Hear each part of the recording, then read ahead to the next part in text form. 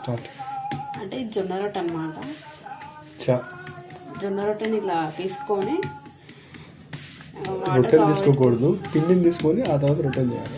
Okay, నేను చెప్తున్నాను, నువ్వు డిస్టర్బ్ చేయకు. అంటే రొట్టె అన్నం పెట్టిన ఫ్రెండ్స్, రొట్టె వేస్తున్న ఫ్రెండ్స్, కొంచెం వేలి పెట్టుకోవాలి. దేనికి? తర్వాత రొట్టెకి. ఓకే. రొట్టె పెట్టుకున్న తర్వాత ఇట్లా ఇలాగే సన్న వేసుకోవాలి. చేసుకున్న తర్వాత పెంక మీద వేసుకోవాలి ఫ్రెండ్స్. ఇది రొట్టె, జొన్న రొట్టె అన్నమాట. ఆ ముడత కంపల్సరీ రావాలా? రాకుండా పర్లేదు, జస్ట్ పెంక వేడైంది కాబట్టి ఇట్లా వేసుకుంటున్నాం అన్నమాట. కొంచెం మీ అన్నం అనుకో ఇచ్చుకోవచ్చు ఫ్రెండ్స్. అట్లా అది కొంచెం కాలినాక కొంచెం వాటర్ ఇట్లా తీసుకొని తర్వాత కొంచెం కాలినాక దీని మీద వాటర్ వేసుకోవాలి ఫ్రెండ్స్.